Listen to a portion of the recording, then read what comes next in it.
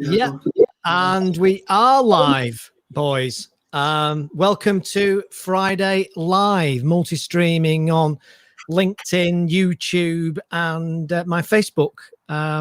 Obviously, we just need to make sure we get the reach out there, and I think 3 is enough. I don't think 3 is too many, is it really? Yeah, I was panicking a little bit actually because the boys were getting a little bit on the late side at one point, and I was really panicking. We had to go to the shop, mate. We had to go to the shop, and then the lift wouldn't work, so we had to take the stairs and record. Oh, darling. This is it, isn't it? Just a rabbit with a waistcoat and a watch. Oh, my dear Aunt Biscuits! I'm late! This is curious. What could a rabbit possibly be late for? Please, sir. See? That's what you get when you're late. That's the punish. How much thought went into that 30-second skit? Yeah. Oh, I've been planning it for months, and I've not been able to use it until you rock and roller boys turned up. Well, you didn't. You weren't late, to be fair. You had about 6 seconds to spare. So we knew everything was going to go swell, mate. That's we decided. We decided to just turn up. It's like sound check, innit? You never turn up on time for sound check, do you? Well, yeah, absolutely. Well, you say, do you? Do you know? I mean, when I was in a band, it was, and I was in a band actually, and it was about when the hell was it? This is going to scare the hell out of you now. 1983. Bloody hell! Were you synths? Exactly? Were you the synths? I was the synths. I used to better sing a bit, but then I don't know if you've ever seen these TV shows where people have suddenly have got problems with their throats, and I think it's the polyps or something. I might be dreaming. Something in the throat that can go wrong that a lot of people have operations on. I think Adele had an operation on hers, and like your tonsils or something. It's part of your tonsils. I think it's called something else. Of course, I didn't have £1 million to spend on a bloody operation, and I wasn't that big. Literally was local playing. Yeah, there was a pub called the Inn of Good Hope, which was, I don't know if it's still there. It was near Hope Hospital, or near at Salford Royal. Is it now? Yeah, I think it is Salford Royal now. I live near there, to be fair. Not too far from there now. Yeah, absolutely. And I just wanted to show you something actually, and show everybody something, because I just want to show you that I kind of was a little bit cool once. Oh, come on, man. Yeah, that's what it's going to be. Did you have hair once upon a time? And the evidence is just about to be displayed, if I can bloody find it. Whoa. Nice. I'm obviously the one on the right. Very punk rock. Do you know who the guy on the left is? Who is it? You're telling me you don't know who the guy on the left is? Do you recognise him? I've got no fucking idea. Is it? It's Phil Oakey from the Human League. Oh, is it? Is it? I've heard of the Human League, but I didn't know who anyone looked like, to be fair. You know, it's so funny when you kind of do all this stuff, and how you think. Sometimes I've interviewed people over the years, some quite well-known people in the day, and I mention it to people who are younger, shall we say, and they always go, "Who?" And I'm really proud. You're showing your age. That's what. But hey, you can be proud about doing that. Was that a wig? Or was that actual hair? Absolutely. No, it wasn't actual hair. It was a wig, to be fair. But I was inspired by Phil Oakey. "Don't You Want Me Baby" was the song I was doing with a girl I used to work with. We did it at a party. And if you check out "Don't You Want Me Baby," not my version, Human League's version, it's a definite classic. Yeah. Do you want to tweet out the link? Yeah, no, and say that we're live on it, because I put it on Facebook and Instagram and that as well. Yeah. We should put it on my LinkedIn. Get it on the LinkedIn, mate. Put it on your job application. We should have some people tuning in. We had some people saying that they were going to watch it and throw us a ball. So, well, a good friend of mine, Sue Denver, is on. A lady who I know as a friend and as a work associate. And Sue's actually on, and she's on LinkedIn. Oh, no way! So I told you, LinkedIn. Sue's basically saying, "Have you ever had hair?" Well, I have, But I did have a wig at that point. But I did have hair underneath the wig. I don't know if you saw that, Sue. I don't know if you saw the picture that I put up, the embarrassment that I put myself under. I'll just let's have a look. I'll put it back up again. I'll just put it back up again for a second, so you can see. 25 in, and you're already getting heckles, Phil. It's not going well. Was the earring? Was the earring a cool? Is the earring a cool thing now, or is it like? Is it 2 earrings now, or is it no earrings now? What's the latest, boys? We're both no earring type of fellas. Not 1 earring, not 2 earrings. Neither. I don't know. I think unless you see some like South Indian, like what they call, not South, North American Indian, you know, like Red Indians, where you get like the feathers and stuff like that. I think that's pretty cool. But for that, you got to be singing like Fleetwood Mac. You know what I mean?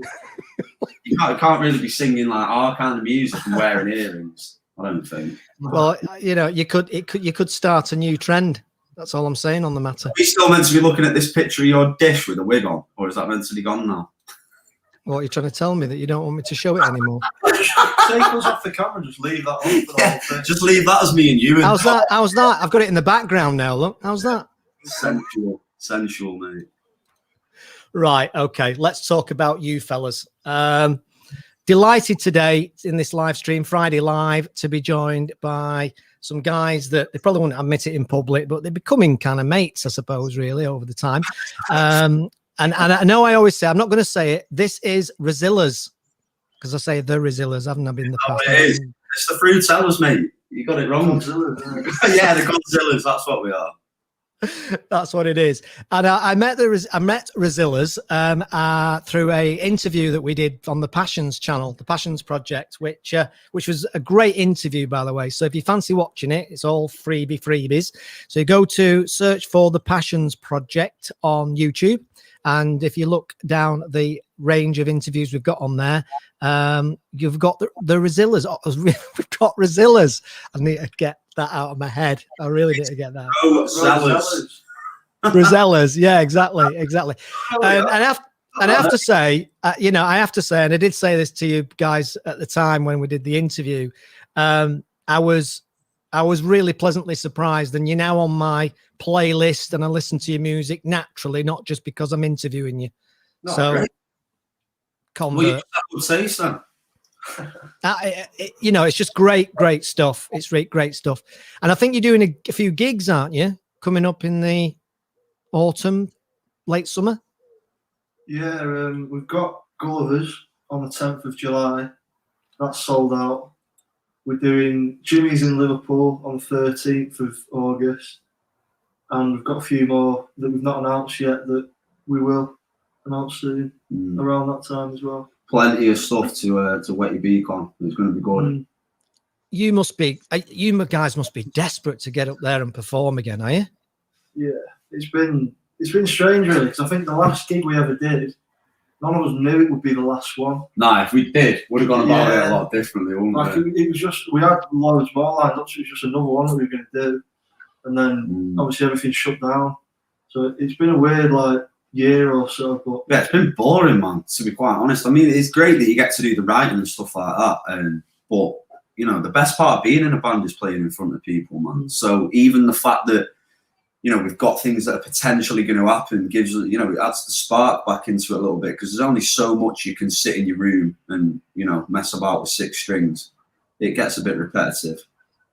Yeah, and of course, as we all know, nobody could have even got close to making this up, could they, as to what's happened? And anybody who's in the performing game, and we've been interviewing a lot of people recently in theatre, West End theatre. They've had some real challenges, and some of them really financial challenges as well. One guy that we interviewed, Gary England, is a producer in the West End, great guy, and on Passions, and he opened up the show, which was oh crikey, can't believe I've forgotten what it was now. I can picture it in my mind as well.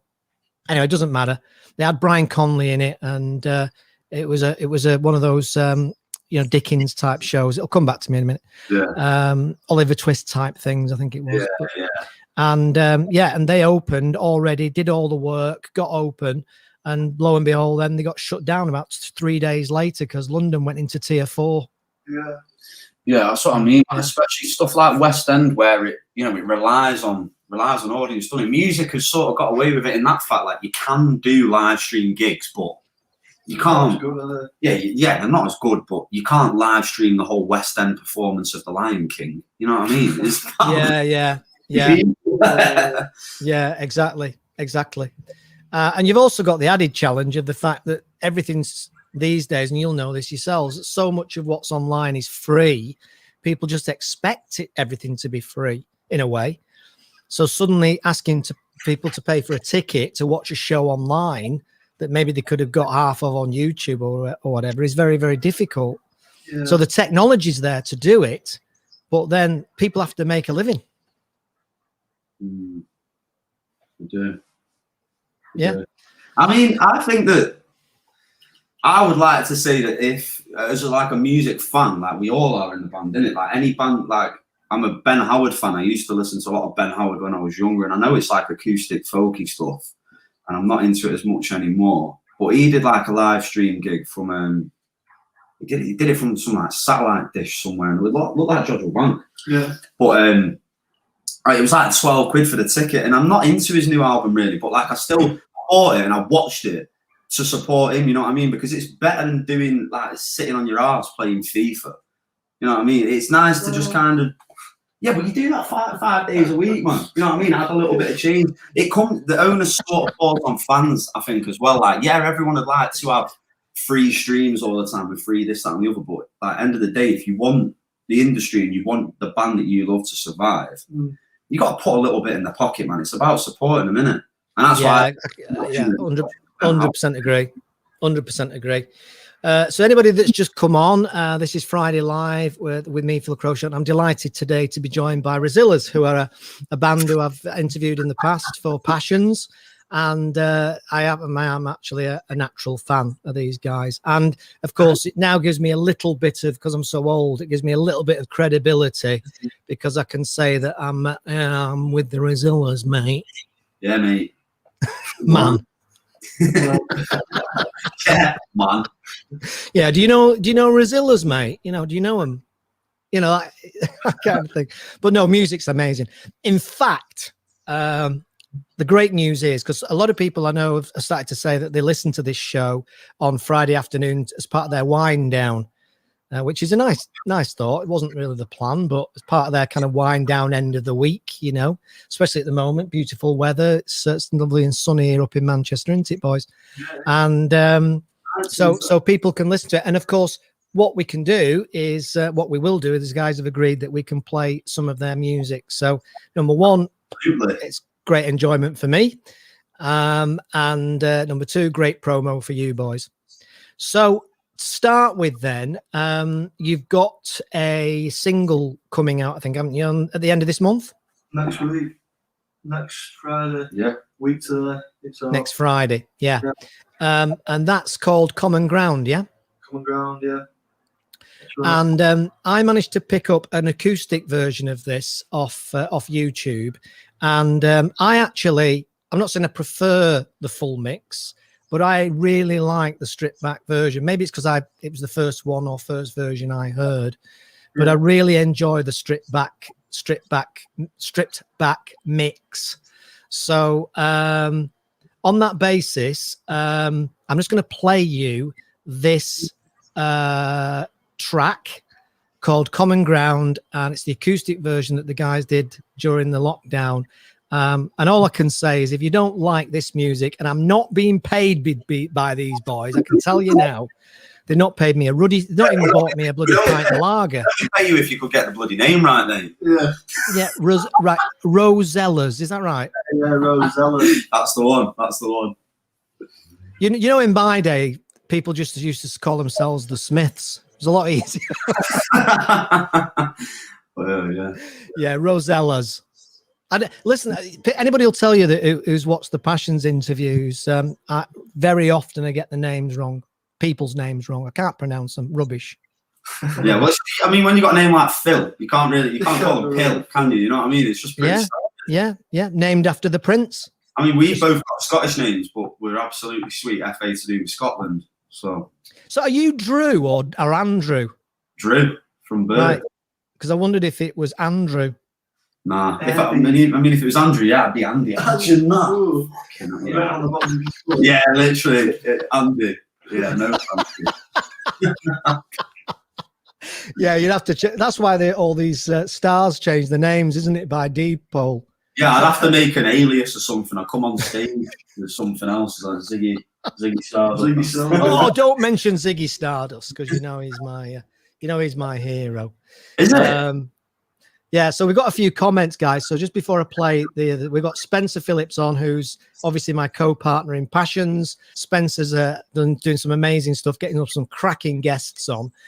In fact, actually, this morning, just before I came onto this show, Spencer managed to get us a Passions interview with Mike Tompkins from MasterChef. All right. Oh, right. You're getting a chef on?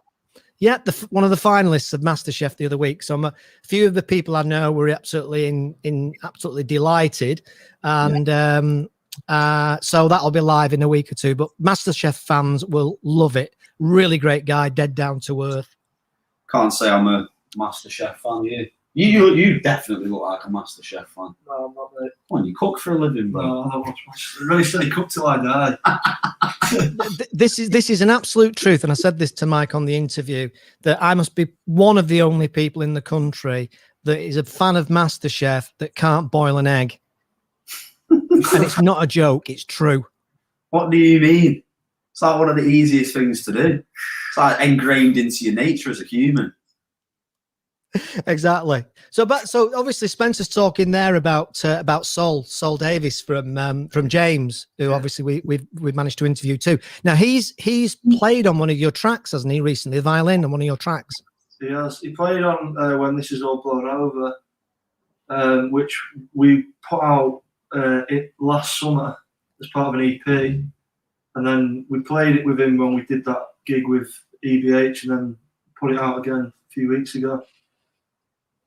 Yeah, it's great to get the support from people like that, isn't it?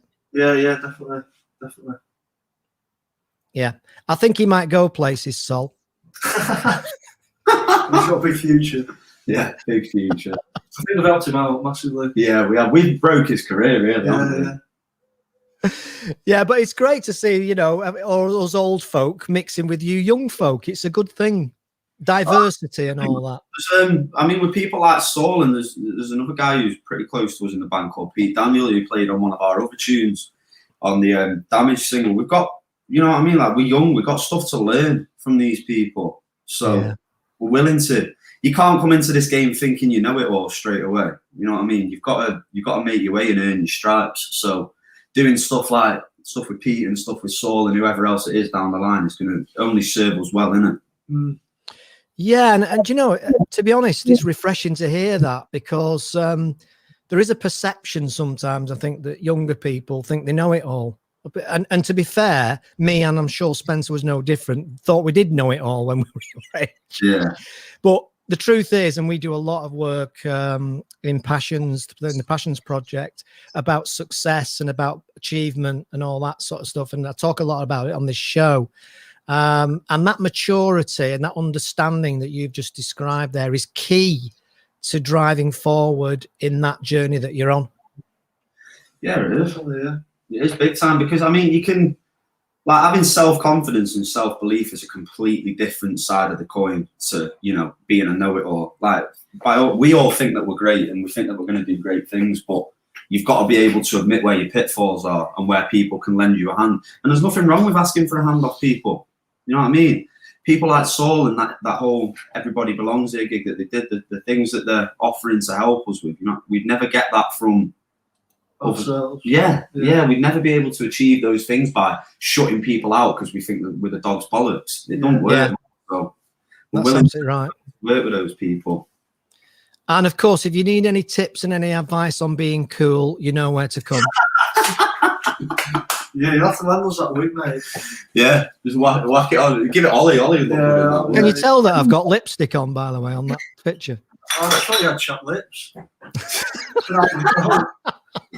Well, actually, that's true nowadays, isn't it? Because people do actually use stuff that make you look like you've got lipstick on, don't they? Like, you know, these chapsticks. Used to be just one chapstick when I was younger. It used to be just chapstick was just one stick, one flavour. That's all you got. But now there's about 47 flavours, and of course they look like you've got lipstick on. Are you talking from experience there? Yeah. Yeah, totally. It's a long time since I've worn lipstick. It's a long time since I've worn mascara, which I used to wear as well when I was a Human League fan. Oh yeah. Anyway, what about when it comes to doing videos, lad? You have to get you in some makeup, mate. Yeah. Get the eyebrows tinted. Yeah, you need to study you need to study the masters. You need to study the David Bowies and the masters of ceremony. You know? I don't know. I think he's a great musician, but some of his outfits were bloody questionable. You know what I mean? Yeah. Do you know, actually, back in the day, when he appeared on doing Starman on Top of the Pops, it seems weird now, but it was an absolute shock. The other person that did it, where it was the same absolute shock, was Boy George when he did Culture Club. Yeah. And it seems strange now because anything goes and everything goes. But back in those days, all the talk the next day was whether Boy George was a girl or a boy. Seriously. It's good press, isn't it, for them, man? That's partially why they would have done it. That's it. That's exactly it.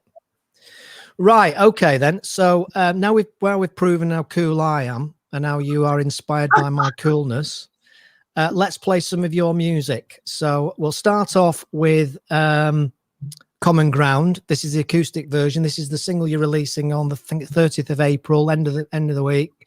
Yeah. And it's an absolute cracker, I think. And let's have a listen and see if anybody's got any comments about it, or let's see if we can give people a Friday afternoon's enjoyment with some of your music, boys. Yeah, fine. Let's do it. Here we go.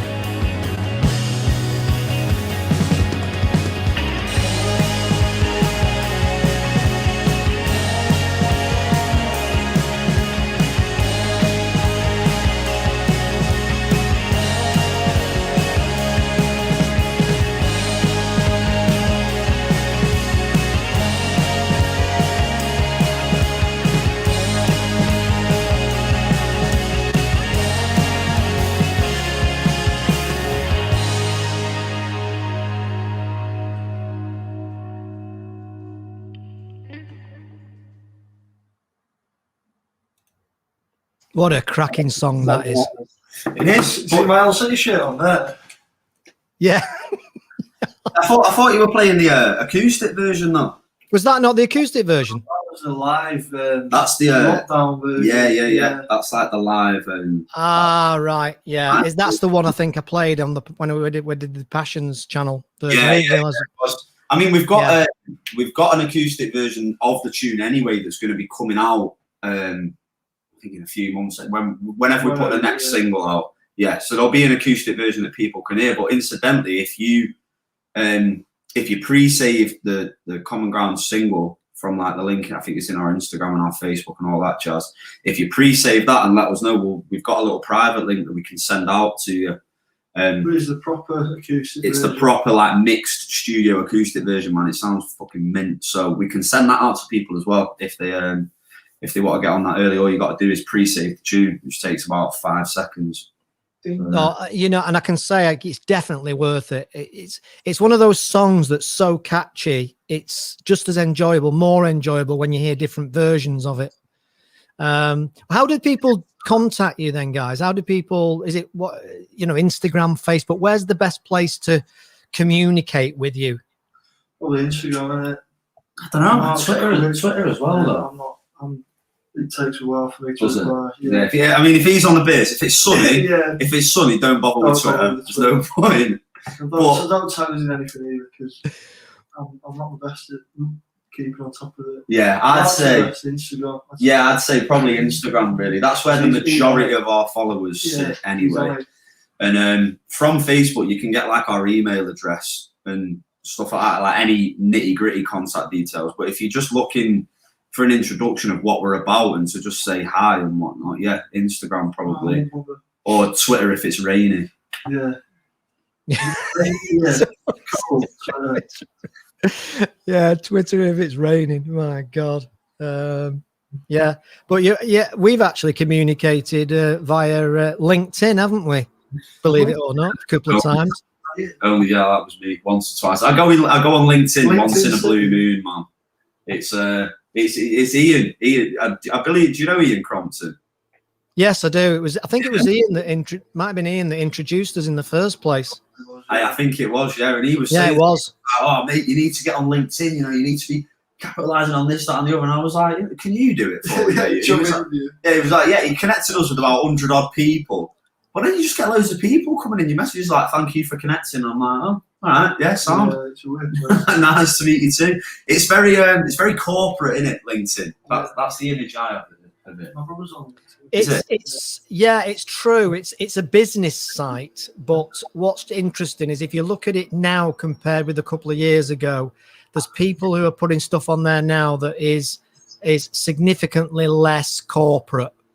In fact, there's a load of debate going on quite often about it, where sometimes I put posts on LinkedIn where I've put a hashtag, this is not Facebook, because I remember people used to moan about the fact that, you put a picture up there that just happened to have your picture of your cat on it or whatever. And all of a sudden everybody's, you get everybody, outraged from Barnsley comes out and says that she's disgusted. The fact that they've put a picture of your dog walking your dog on LinkedIn. This is not the place to be putting pictures of hobbies. Yeah, that's what I'm not kidding. It's true. People watching this will know what I'm talking about. So it's relaxed a bit more now. It's not as shall we say as stuffy, I think is the word. Yeah.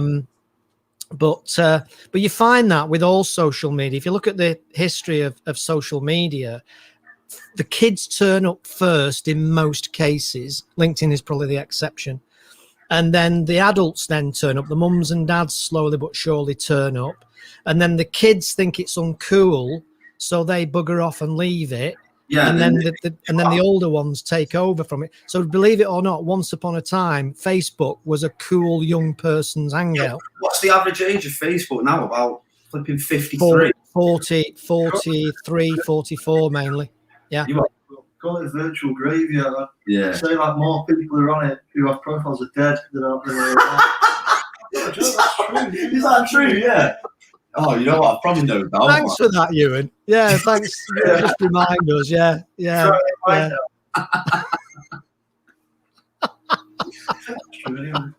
Yeah, but like Instagram and stuff like that, it's, you know, a lot of young people still use that. Same with, like, we don't massively hop on it. I know TikTok is a massive player in the social media game, but like the things that we chuck on our TikTok are like little snippets from live gigs and like snippets of, yeah, our keyboard player runs it, and the like a little snippet from that video that you played a minute ago.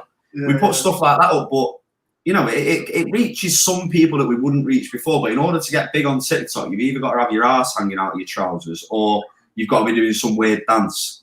You know what I mean? And we're not. Yeah, well, yeah, but that's the interesting thing about that, because there's a story there actually, which I can bore everybody to death with, but it's my show, so I'm going to. Basically, TikTok was known as Musically.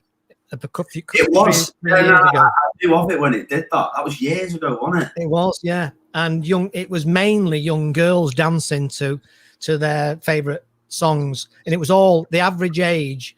In a marketing sense, it was always the place you'd recommend to clients who were selling to young kids. You know, if you were selling sparkly tops or, you know, sparkly trainers, that was the place where you would market it. And then it started to it changed its name to TikTok, and then changed it, started to become a bit more mainstream. And then what took it to another level in terms of mainstream, of course, was the dances during the NHS dances during the lockdown. You know, all the doctors and nurses all doing their performing dances. And that's when it exploded. Got private account. That's Steve Selby, 99. Yeah, shut up. I don't, Phil, by the way. I don't dance. I can dance, but I don't dance. But yeah, it got massive over lockdown, didn't it? And I feel like people with trick shots as well, you know, sitting there throwing ping pong balls into bottles. Yeah, that's pretty cool, right? They are kind of cool, to be fair. And you do get some, like, you'll get some cool music ones where some guy will be playing like 3 guitars at once, one with his tongue, one with his toe. But we're not, you know, we're not going to fall into that category. I'm only playing with my hands. Yeah, I don't think we're not going to go viral. So there's no point trying to beg it. You know what I mean? Yeah, I think everybody, you know, I think the whole viral thing has to happen by accident, really, doesn't it? Yeah. Yeah, you know, you can't plan a viral video, really. The ones that go viral by accident, like, you know, like some stuffy old geezer with a picture of where he looks like a cat. Yeah. Everybody saw that, didn't they? Yeah, you can kind of like, you can tailor it, can't you? You can make a video that you know will get more views, but more often than not, you've just got to be a good-looking girl to do that. You know what I mean? If me and him sat here with a guitar, doing that, thinking, oh yeah, we're gonna get thousands of views. We're living in fucking fairyland, mate. So yeah, you're right. And I've had a conversation recently with somebody, and it's kind of an awkward conversation. Well, it wasn't, because he was open to hearing it. But he offers this. You know, I don't know if you've heard of the Cambridge diet, where you take powders and stuff like that to reduce your weight. No, no. Well, basically, people, it's a diet system, you know. And there's obviously on Instagram, if you're an influencer, you've got lots of followers, and you know, this was me before, and you were like 63 stone, and then this is me after, and you're 1 stone 4 pounds, you know, and this is how I did it. This is the stuff I used to do it. That's where it works. But this guy was saying to me, I need to get this. And I'm saying, well, mate, you're about, you know, you're best part of 20 stone. You can't advertise. Honestly, I'm serious. You can't advertise the fact that this is an amazing weight loss diet service if you're 20 stone. Yeah, you're lying. You're absolutely lying. You know, you've got to have the social proof, as we call it. So you've got, looks like you've got some support here from Mark. Well, nice to meet you, Mark. Good lad for tuning in. Do you know Mark? Well, he's in the band, isn't he? I thought he was, because I've seen him pop up. Yeah, so he is. So he is. He's on the drums. He's the biggest fan of his own band. Hey, there's not wrong with that, is there? He's one of you, Phil. Yeah, he loves a good Friday wind down, sat in his garden in Hume, listening to Passions. Yeah, now the poor sod's got to listen to us droning on instead. Yeah. To show the support. Right, okay, it's music time again. Everybody's bored of listening to me chunnering on. So this next track is one of my favorites, Damaged. Oh, wow. And actually, there's a story behind Damage that you refused to tell me last time. Yeah. Drew. I didn't refuse. No, you did. You said, I'm not telling you. There's a story behind it, but I'm not telling you. When I interviewed you on Passions, you said you wouldn't share it. And I said, well, next time you're on, you're going to have to share it. So this is your chance. Did you say yeah? Did you agree to that? Nah, I didn't. I didn't get it in writing. That's my excuse. He did, Ewan, didn't he? You were a witness. So, yeah, I mean, I do. It must be a chick thing, is it? Hey, look, I stick by my guns with that, man. It's deep. It's deep. That's all I'll tell you, man. It's deep. But I explained on the last show the reason why I didn't. It's because people will listen to that and make of it what they want, and I get much more pleasure out of that, man, than someone thinking, "Oh, yeah, he wrote about that. Yeah, that's pretty cool." Yeah, and that's it, innit? If your favourite songwriters of all time, I'm not saying I am anyone's favourite songwriter of all time, but when you listen to people, for me, it'll be Squire and Ian Brown and Noel Gallagher and that. When you listen to them talk about their tunes, they don't really say it was about this, it was about that, because they know that people are going to want to add their own spin on it, man. And I said the exact same words last time. That is the beauty of music. Yeah, so it was worth a try. Yeah, don't ask me. Yeah, you're gonna try and prize it out of me, but you'll have to take it. You'll have to take it from my family when I'm dead. Oh, hey, listen. If you think I give up that easy, you really don't know me very well. I'm going to dig up some real dirt on you and start sending. I'm going to start trolling you on social media. excitement. Yeah, okay. No, fair enough. I get you where he's coming from. Actually, it's a very fair point you're making. So that's fine. So anyway, it's a cracking track. Let's have a listen to it. This is Rosellas. Rosellas, yes. Rosellas with Damaged. Let's have a listen.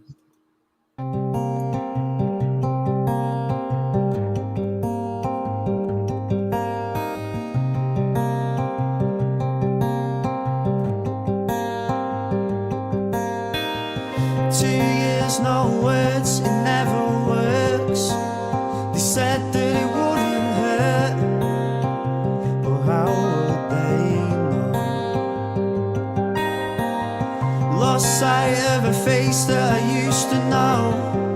I could pass you in the street tomorrow without a second thought. You can try to think of the good times, but when the good times are off, as common as the bad is worse.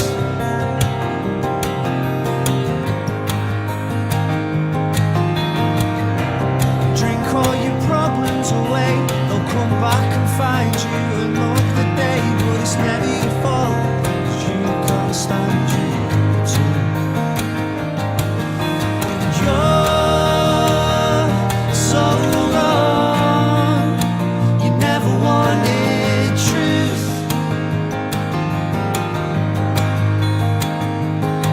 While the boy's grown up and your heart's still shattered through, I guess I'm damaged too.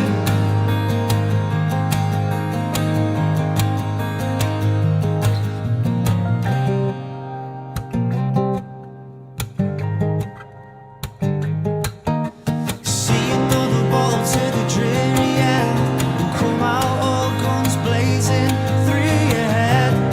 She says, put the demons to bed. Give a speech on the world and what it owes you.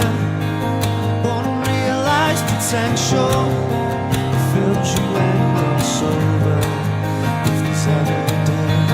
You're so wrong, you never wanted truth. Well, the boy's grown up and your heart's still shattered through, I guess I'm damaged too.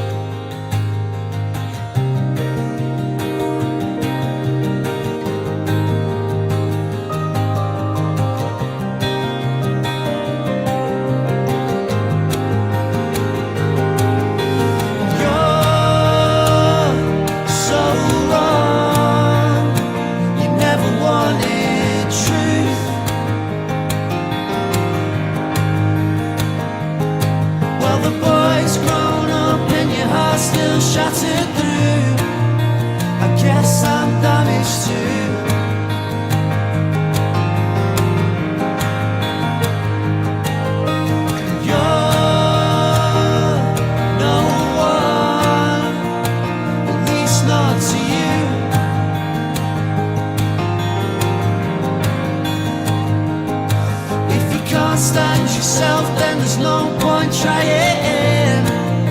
'Cause I can't stand you too. 'Cause I can't stand you too.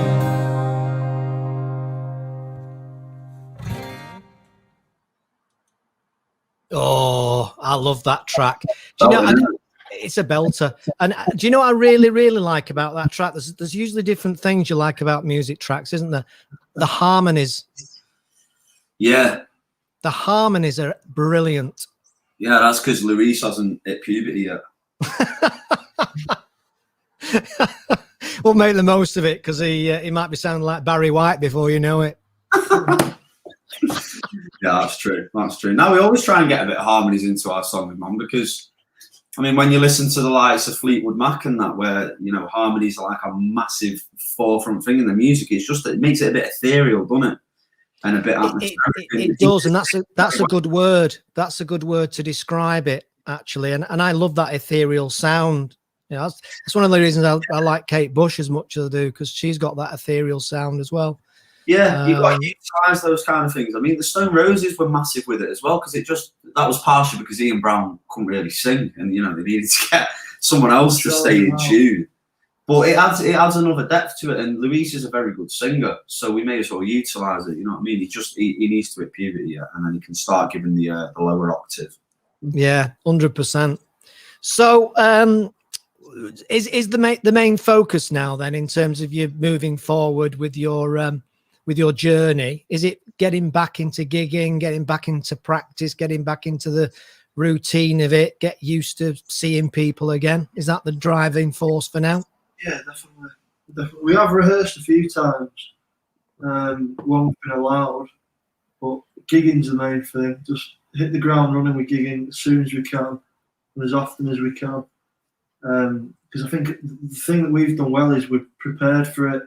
We've got loads of gigs planned, whereas a lot of bands will have nothing. And then 21st June says, okay, you can do what you want. They've got nothing planned. You see what I mean? So we've got loads of stuff lined up, ready to go. So hopefully we can just hit the ground running. Yeah, well, that's it, isn't it? Are there any bands that you know of in your network, or those that you've heard of, that have basically jacked it in as a result of this? Yeah, a couple of my mates have. Really? God. Yeah, it's a real shame to see, but I don't think for us it was never ever on the cards. I don't think, was it? Nah. We'd never thought, that'll be it then. I think a lot of it depends on what the driver is. I mean, obviously, as we discussed on your Passions interview, and, you know, we talk a lot about that whole Passions thing, where if it's your passion, you'll do it. You'll do it at any point in time that you can do it. And any chance you get, you'll do it. Yeah. And money, you know, everybody's got to make a living. But at the end of the day, it's the performing and the enjoyment of getting the audience response as well that gives people of that type the buzz. Definitely, yeah. I would agree. Well, through the lockdown, we've been putting tunes out. So we get the buzz off that way, with people, you know, tweeting us or messaging saying, oh, I love this, that, and the other. That's like a substitute for playing live. But what would be nice if we had both of them together. Yeah. You know, rather than one or the other. Yeah, because if at the point where we're gigging every week, we'd have the best of both of us, wouldn't we? Yeah, definitely. People reacting to what we're putting out, people reacting to the gigs. And the interesting thing that we've got is our next gigs, the set list. No one will have seen us play it, knowing what the song is, if that makes sense. Because they've all come out over this lockdown. So once we can play live, we'll hear these songs that they've only ever heard on record or on Spotify or whatever. Yeah, it's going to give a whole different dimension to it. Thing. Do you know, I'll tell you something I think that's important, and this is just my perspective on it. You know, others might disagree, but when I've ever been to see a band I enjoy or a singer I really enjoy, some, you know, like whether it was Bowie back in the day or Depeche Mode, I think I mentioned, is one of my guilty pleasures, and whenever I used to go and see those sorts of bands and others like them, I, like most people, enjoyed it more when they were playing songs I knew versus the new album. Because, and I don't, might not be everybody, but it's almost like you can sing along to it, you can dance along to it. It's already there in your soul, and it's just tapping into your soul. When it's a brand new song you've never heard before, sometimes it takes a while to get into your soul. Yeah, definitely. And I think that if you've got lots of people who've been listening to and managed to listen to the songs, when they turn up to see you, they'll be familiar. And you'll find you'll get more of a response because they're familiar to them. Yeah. In fact, this is going to really freak you out. You might not even know this, but I have been invited to attend one of your gigs. Oh, which one? By Ian. Oh, I don't know. I don't think you'll be getting in on Ian's set. Yeah. So basically, if you boys think you're cool, on that night I turn up, you're buggered. You better have that wig on. Yeah, mate, do that. They'll be saying, who's brought the granddad to this gig? Yeah, well, we've got an OAP section with seats at the back where you and Ian can sit there. It's all right. Yeah, that's absolutely fine. And I'll be going, can you turn it down a bit, please? It's a bit loud, that amp near my ears.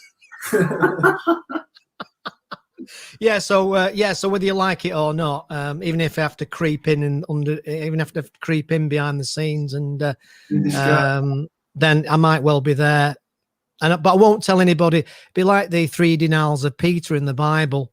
I won't tell anybody I know you or that you know me or anything like that. Which one's that?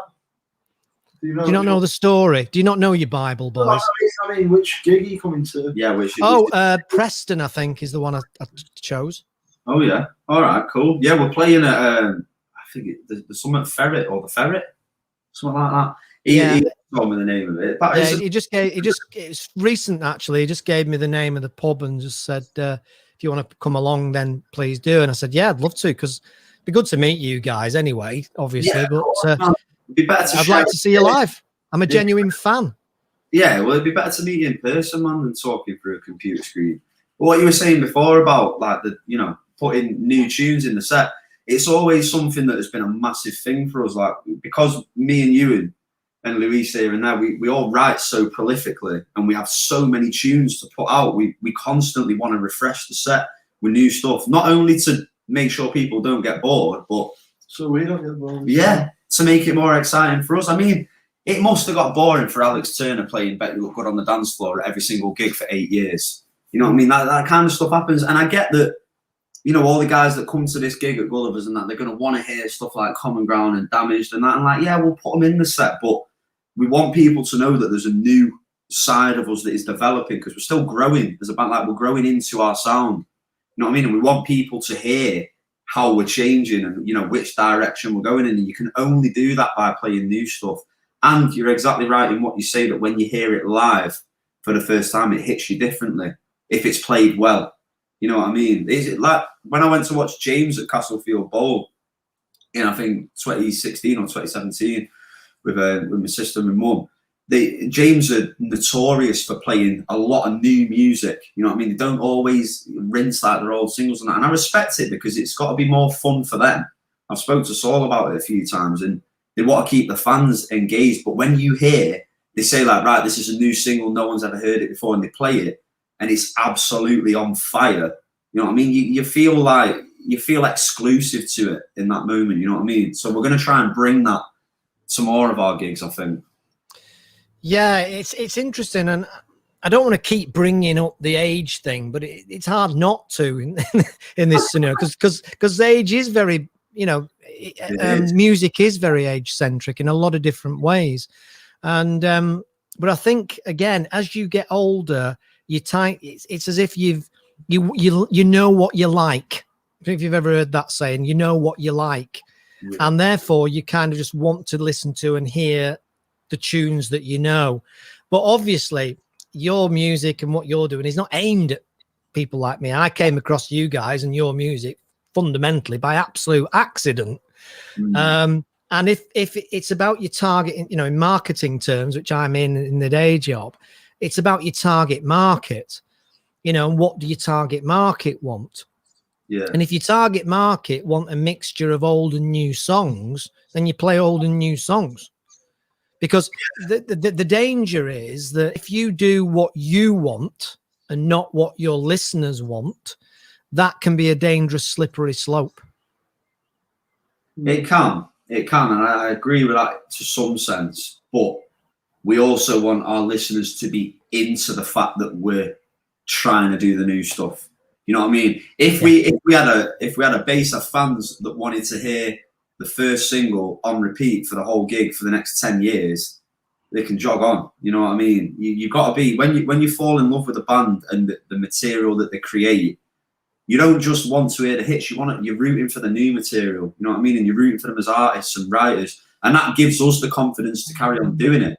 If we were a one-hit wonder who did the same tune for 10 years, I wouldn't write anything new. You know what I mean? Because I'd just be like, what's the point? No one's going to be asked.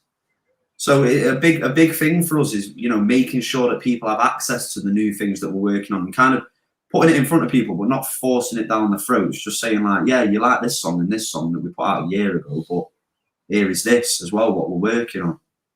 One of the things I've noticed over the years when I've been to gigs, and it might be just my perception, but it strikes me that they seem to do the new stuff all together, one after another. Yeah. Have you? Is that something you're aware? Do you know? It's almost like you're playing the sort of the albums. And if I take Depeche Mode as an example, obviously tons of songs. I mean, God, you know, what do they leave out is part of the challenge they've got. But it seemed as if whenever I've seen them, that they would put 3 or 4 new songs in all together in one block, and then crack on with the old stuff again. Is that deliberate or what? For them to keep them happy for that little period, and then carry on with what everyone else wants to do, I think. Yeah, exactly. But again, like I say, just because I think that, or just because I perceive it that way, doesn't mean that's the norm. It's just the way that I see it. Yeah. But you're right. You know, you've obviously got to. I suppose it's the percentage ratio, isn't it? Really, I suppose. But I have heard people say, "Oh, I went to see," and I can't even remember who they were. But let's just say I might be doing her a disservice. But let's just say I went to see Madonna. And she did about 70%, 80% of the songs were from a new album I'd never heard before. And she didn't do this, and she didn't do this, and she didn't do this. And it was almost like they were really disappointed. Yeah. Yeah, it happens, man. I suppose it depends how you sell it. Because I've seen people at gigs where they'll play the album start to finish. And that'll be the gig. Floyd did that a lot. Yeah, they'll play, this is our new album tour, and they'll just do that. But if you see them, it says, say Madonna Greatest Hits Tour. So you're expecting this, that, and the other. So I suppose it depends how you tell people, you know what I mean? Like, I'd like to do that somewhere down the line, though, man. Like if we had, front to back. If we had, because Pink Floyd has been a massive influence on me, and I know on you and as well. And like it'd be great to have. Not like a concept album, but an album that linked, you know what I mean, for where they have like the little interludes between songs and songs blend into one another. If we got like a front to back, like 60-minute album, I'd buzz off being able to play that in. But like you said, we'd advertise it as that. We'd say like whatever the album's called, tour. It wouldn't be like a Rosellas Greatest Hits tour, because then everyone would be like, what the hell are you doing? So yeah, it might be the greatest hits of Rosellas, and you might be 73 years old and both like doing Mick Jagger, and like coming on your Zimmer frame. Yeah, I remember doing an interview back in the old days before holograms were around. Yeah, we'll be dead by we're 30, mate. So there's no need to worry about it. Of course you will, because that's what rock and roll, isn't it? You know, it's like it's the bright. You're stripping through the sky, streaking through the sky like the bright star and burn out. So I've read. Yeah, you should be a lyricist. Are you still burning out, Phil? Yeah, is your star still crumbling and just coming down? my star's probably out somewhere near the furthest out black hole by now. Get the wig back on, mate. I bet you'll get the birds back on side. Oh yeah, absolutely. Absolutely. Well, I'm expecting to get loads of social media activity now I've shown that picture. Oh, of course. Yeah. Probably go viral on TikTok, mate. Probably trolling me, to be precise, actually. But there you go. Right. Okay. Well, obviously, we're coming up to the hour. So I thought I'd just finish off with final song. I'm going to let you guys choose which I play, because I downloaded Stuck on the Puzzle. And I also have the B-side of the new song, but I've obviously that's not a video, that's just an audio track. So have you got a preference which you'd like me to play to finish off with? Yeah, we'll do ours, man. Stuck on the Puzzle's a great tune, but it's a cover, and we've had a couple of videos, so we'll play people the B-side. Right, okay. And this is called, what's it called? Baby, you star. Baby, something. Yeah, but there's an exclamation mark, so it's got to be baby. You're a star.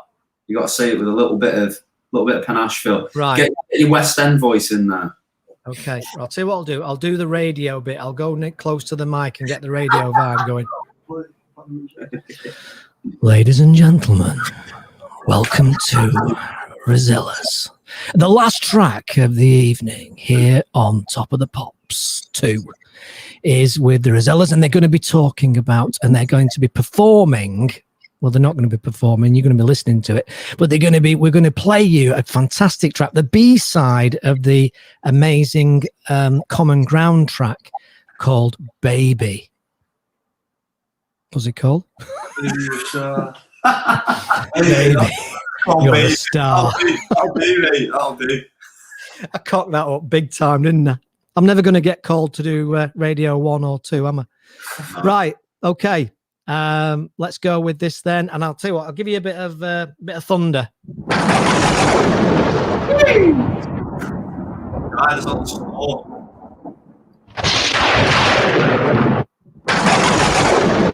Enjoy.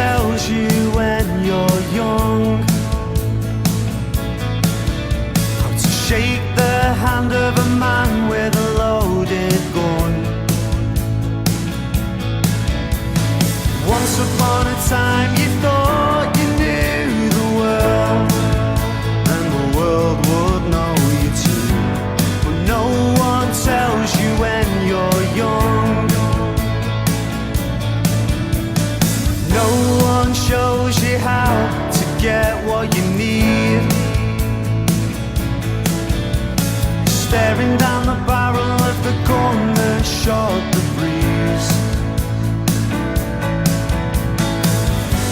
It's harder than easy to know what they mean, and when you know just what they mean, you'll find you've all you need.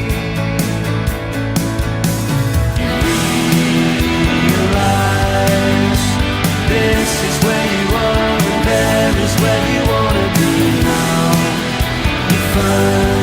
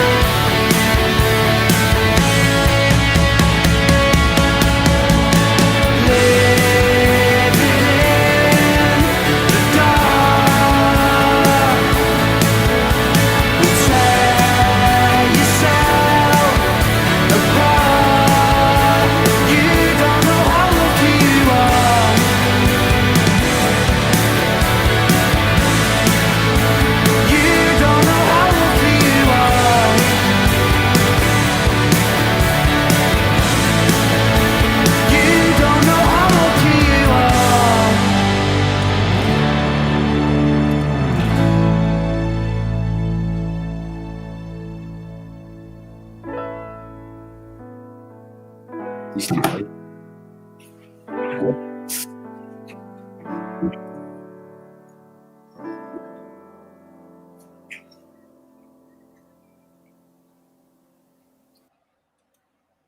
love that end bit.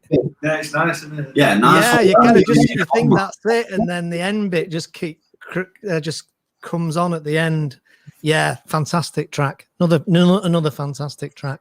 Yeah, nice one. Right. Okay, about time then we called it a day, I think, fellas. Listen, thanks ever so much for joining me today on Passions. Sorry, not on Passions, on Friday Live. But thank you for also obviously doing Passions. I'll tell you why I mentioned Passions, because everybody needs to keep an eye out, because we're doing a panel show, aren't we? 26th of May, I think it is, isn't it? Yeah. 26th of May at 7:30. It's going to be a live stream panel show. And we're going to have the guys from Rosellas on, and we're going to have Sol Davis, I think, who's we've mentioned. Sol's agreed to come on, who's from the band James, and Paul Robinson and Ray Jones. And we're going to be talking, and Spencer Phillips as well. And we're going to be talking about the future of music, basically, and what we think it'll look like, what we think people will be behaving like over the next few months, and obviously the business model as well. We might probably debate that in terms of making the money and how the money will be made and where it's all going to go and what have you. So that's the 26th of May, one for your diaries. Keep an eye open. The guys, Drew and Ewan, will probably put out some posts about it. We'll also put some posts out a bit. But it's the first, it's the second actually panel show. The other one is on conservation, and we'll watch out for that one. We've got some world-renowned experts talking about conservation from our Passions library, and those will all be live. Right. Okay, guys, thanks ever so much. Really enjoyed it, as always. Great to chat to you. And have a good weekend, and stick in there. It's not long before you're going to be performing again pretty soon.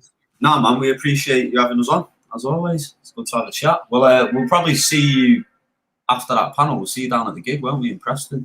So make sure you bring the wig. Hopefully by then, yes. That'll be in League One. Hopefully. Yeah, absolutely. Yeah, for those that don't know, Ewan is a Hull City fan. We won't mention Drew, because he supports an absolute rank team. It's not worth. Not even. We'll give you a clue. Old Trafford. Oh, sorry, I'm not sure. We'll give you a clue. Yes, load it on. Go on, waving at us from your League One. Go on. Yeah, but I'll be celebrating the Super White Army Bolton Wanderers with promotion, and Ewan will be celebrating Hull City with promotion, and Drew will be crying in his beer because Man United have won now. Sitting in a lonely second, very lonely. All right, guys, great to speak, and hope you've enjoyed it, people. We'll be back next week for another edition of Passions, not Passions. I keep calling it that because I'm so used to doing Passions with Friday Live, but we're doing a lot of Passion stuff anyway. Next week, I'm going to be joined by a guy who has done some amazing things around adapting his business to allow him to survive during the pandemic. And that's a very interesting for anybody that's interested in business and entertainment, because it's an entertainment business that he runs. And I'll see you all again, same bat time, same bat channel, Friday at 3 p.m. live, full of jeopardy. God knows what, anything could happen, but that's why we enjoy doing it. So thanks a lot, guys. Have a great weekend, and I'll catch everybody again soon. Cheers, see you later, man. See you, boys. Thank you, everybody, and I'll see you all again next week. And thanks for listening. I appreciate your time. And obviously, time is precious. And now I'm going to go and let you get your tea or your pink gin or whatever it is that grooves your truffles. I'll see you soon. Bye for now.